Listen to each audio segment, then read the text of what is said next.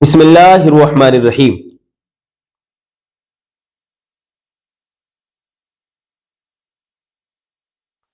بسم اللہ الرحمن الرحیم۔ معزز سامعین، السلام علیکم ورحمۃ اللہ وبرکاتہ۔ میرے پیارے عزیز دوستو، امید ہے آپ خیریت سے ہوں گے۔ اللہ آپ کو خوش رکھے، شاد و آباد رکھے۔ اللہ آپ کی زندگی میں خوب بہاریں عطا فرمائے۔ میرے پیارے عزیز دوستو، آج کا جو میرا موضوع ہے وہ ہے بسم اللہ شریف کے تعلق سے۔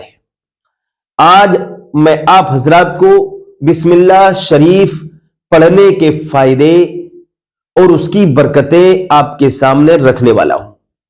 میرے عزیزوں، یوں تو بسم اللہ شریف کے بارے میں بہت ساری حدیثیں ہیں، بہت ساری حدیثوں میں، احادیث مبارکہ میں بسم اللہ شریف کی فضیلت بیان کی گئی ہے، لیکن یہاں پر میں آج آپ کو ایک حدیث سناتا ہوں حضرت عیسیٰ علیہ السلام کے بارے میں، جو ہمیں ملتا ہے کتابوں کے اندر، وہ واقعہ میں آپ کے سامنے رکھتا ہوں۔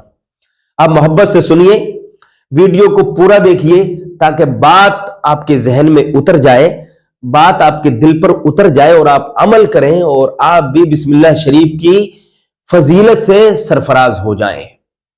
میرے عزیزوں، ایک مرتبہ کا بیان ہے کہ حضرت عیسیٰ علیہ السلام ایک قبر کے پاس سے گزرے۔ جب آپ حضرت عیسیٰ علیہ السلام قبر کے قریب سے گزرے تو آپ نے دیکھا کہ قبر والے پر عذاب ہو رہا ہے، قبر کے اندر آگ دہک رہی ہے، عذاب ہو رہا ہے، آگ کے شعلے ہیں۔ گزر کر چلے گئے، نکل گئے۔ وہاں جانے کے بعد جہاں تک آپ کو جانا تھا، اور جانے کے بعد میں آپ نے استنجا وغیرہ کیا، فراغت کی، اور فراغت کرنے کے بعد کچھ دیر بعد واپس آئے۔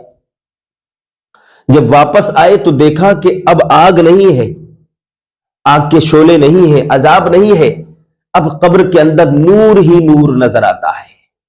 قبر کے اندر نور ہی نور نظر آتا ہے۔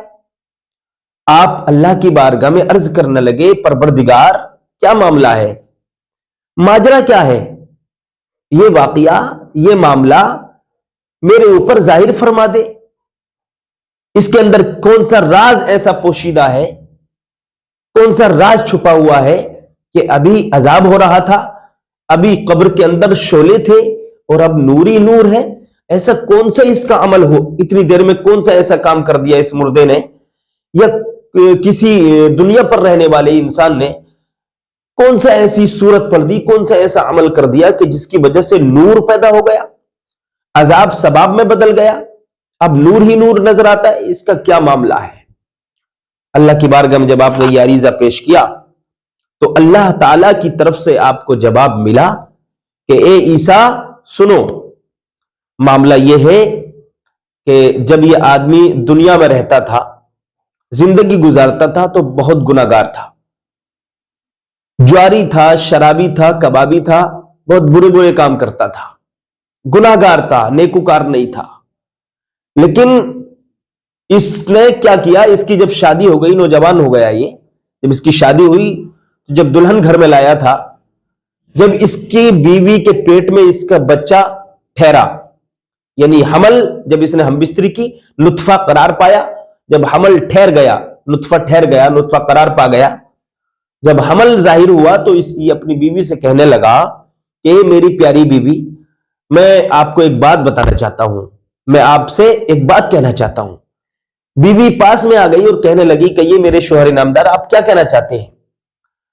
تو کہتا ہے کہ میں تو بہت گناہگار ہوں، میں بہت گناہگار ہوں، اللہ تعالیٰ میرے گناہوں کو معاف فرمائے، میں بہت گناہگار ہوں، لیکن میں آپ سے یہ کہہ رہا ہوں کہ میں اس بچے کو گناہگار نہیں بناؤں گا بلکہ نیکوکار بناؤں گا۔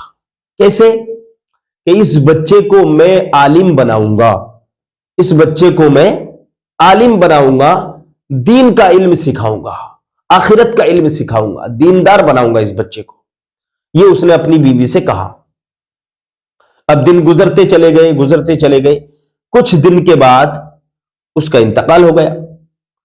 اب جب انتقال ہو گیا اور بچے کی ادھر پیدائش ہو گئی، کچھ دن بعد جب ولادت کا ٹائم پورا ہو گیا، جب بچے کی پیدائش کا وقت آیا تو بچہ پیدا ہو گیا، اس کی پرورش ہوئی، پڑھنے کے لائق جب ہوا تو اس کی بیوی نے اپنے شوہر کی بات پر عمل کرتے ہوئے اپنے بچے کو پکڑا اور مدرسے میں لے گئی ایک عالم دین کے پاس، جو توریت کے عالم تھے۔ اس زمانے میں حضرت عیسیٰ علیہ السلام کے زمانے میں توریت پڑھائی جاتی تھی، تو جو توریت کا عالم تھا ان کے پاس وہ لے گئی، اور لے جانے کے بعد کہا کہ اس کا باپ بڑا گناہگار تھا، سیاہ کار تھا، اور وہ نیکوکار نہیں تھا، جواری تھا، شرابی تھا، کبابی تھا، لیکن وہ یہ کہا کرتے تھے کہ جو بچہ تیرے پیٹ میں ہے یہ پیدا ہوگا تو میں اس کو دین کا عالم بناؤں گا، میں اس کو آخرت کی تیاری کرواؤں گا، اس کو یعنی اس کو دیندار بناؤں گا، میں اللہ و رسول سے محبت کرنے والا بناؤں گا اس بچے کو۔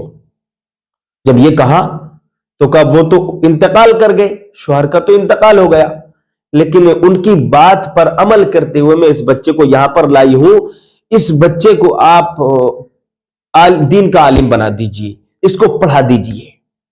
اب جب وہ چھوڑ کے مدرسے سے واپس آ گئی اپنے گھر، اور بچے نے بسم اللہ الرحمن الرحیم پڑھا، جب بچے نے مدرسے میں بیٹھ کر ابھی کچھ نہیں پڑھا ہے، صرف بسم اللہ شریف پڑھی ہے، تو بسم اللہ شریف جب پڑھی تو اللہ تعالیٰ نے اس کی قبر سے عذاب کو ہٹا دیا، آگ کے شعلوں کو ہٹا دیا، اور اس آگ کے شعلوں کو نور میں تبدیل کر دیا بسم اللہ پڑھنے کی وجہ سے۔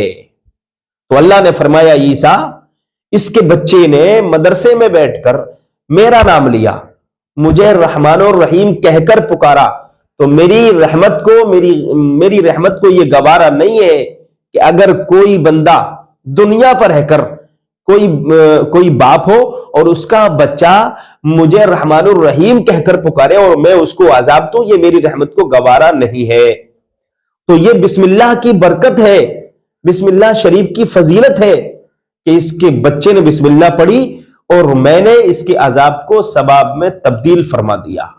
تو میرے عزیزوں، یہاں سے یہ بات ہمیں معلوم ہوئی کہ اگر ہم اپنے بچوں کو قرآن کریم سکھاتے ہیں، بسم اللہ شریف سکھائیں گے تو یہاں بھی فائدہ ملے گا، اور مرنے کے بعد بھی ہمیں اس کا فائدہ ضرور ملے گا انشاءاللہ تعالی۔ میرے عزیزوں، اب پوری دنیا کا آپ جائزہ لے لیجئے، آج اگر پوری دنیا، ہندوستان ہی نہیں بلکہ پوری دنیا میں جتنے بھی ہم مسلمان ہیں، اس میں 1% اور مشکل سے 2% یا 2.5% بچے دینی علم سیکھتے ہوں گے، باقی سارے کے سارے مسلمانوں کے بچے کالج میں جا رہے ہیں، ہندی انگلش پڑھ رہے ہیں، کوئی دنیاوی پڑھائی حاصل کر رہے ہیں۔ میرے عزیزوں، میں اس کا مخالف نہیں ہوں، دنیاوی علوم سکھانے چاہیے، لیکن یہ بھی کیسی پڑھائی ہے، یہ کیسا آپ کا ذہن بن گیا کہ آپ دنیاوی علوم کے چکر میں دینی علوموں کو بھول گئے۔ آپ قرآن کو آگے رکھیں گے، قرآن ایک ایسا اللہ کا ایک ایسا آپ کے لیے یہ تحفہ ہے بھیجا ہوا کہ اس جیسی کتاب، اس جیسا علم نہ دنیا میں آیا ہے اور نہ قیامت تک آئے گا۔ آپ اپنے بچوں کو پہلے قرآن سکھائیے، اس کے ساتھ ساتھ دنیاوی علوم بھی سکھائیے۔ قرآن پاک ہندی انگلش پڑھنے کو منع نہیں کرتا ہے، قرآن کی تعلیم انجینئر بننے کو، وکیل بننے کو، ڈاکٹر بننے کو منع نہیں کرتی ہے۔ پہلے اپنے بچوں کو قرآن سکھائیے، پہلے اپنے بچوں کو مولوی عالم بنائیے، پہلے اپنے بچوں کو قاری بنائیے، اس کے بعد میں اس کو ہندی پڑھائیے، اس کے ساتھ ساتھ انگلش پڑھائیے، اس کے ساتھ ساتھ سنسکرت پڑھائیے، جتنے بھی علوم آپ کے ذہن میں ہیں وہ سارے کے سارے آپ پڑھائیے۔ اللہ تعالیٰ آپ کے بچے کو کامیابی عطا فرمائے، مگر اس دنیاوی علوم کے چکر میں قرآن کو مت بھولنا۔ قرآن کو بھی سکھائیں اور ساتھ ساتھ یہ دنیاوی جو علوم ہیں ان کو بھی سکھائیے۔ آپ ڈاکٹری پڑھائی پڑھائیں، انجینئر کی پڑھائی پڑھائیں، وکالت کرائیں، کچھ بھی پڑھائیں، ماسٹر بنائیں۔ آپ کا بچہ اچھی ڈگریاں حاصل کر لے، ہماری یہ دعا ہے، لیکن اس کے ساتھ ساتھ قرآن ضرور پڑھائیے۔ یہ قرآن یہاں بھی آپ کے کام آئے گا اور مرنے کے بعد بھی آپ کے کام آئے گا۔ آپ نے سن لیا کہ خالی بسم اللہ کا یہ عالم ہے تو قرآن مقدس کی تلاوت کا کیا عالم ہوگا۔ میرے عزیزو، جس کے بچے نے بسم اللہ پڑھ لی، جس کے بچے نے بسم اللہ ایک مرتبہ پڑھی، تو اللہ تعالیٰ نے اس کے عذاب کو، اس کی قبر کی آگ کو نور میں تبدیل کر دیا، ہے نا. تو جنہوں نے اپنے بچوں کو حافظ قرآن بنایا اور قاری قرآن بنایا، عالم قرآن بنایا، مفتی قرآن بنایا، تو ان کو کتنی بڑی فضیلت ملے گی، کتنا بڑا ثواب ملے گا. تو میرے عزیزو، جن لوگوں نے، جن ماں باپوں نے اپنے بچے کو حافظ قرآن بنایا، قرآن کا علم سکھایا، تو میدان محشر میں ان کے سروں پر تاج زرعی رکھا جائے گا. جس تاج کی روشنی کے آگے سورج اور چاند کی روشنی بھی دھیمی پڑ جائے گی، مدی پڑ جائے گی. تو میرے عزیزوں، میں یہ چاہتا ہوں کہ جو لوگ بھی ہماری ویڈیو کو دیکھ رہے ہیں اور سن رہے ہیں، عمل کریں تاکہ آپ کا فائدہ ہو. امید ہے بھائیوں یہ باتیں آپ کی سمجھ میں آئی ہوں گی اور سننے کے بعد عمل بھی کریں گے. السلام علیکم ورحمۃ اللہ وبرکاتہ.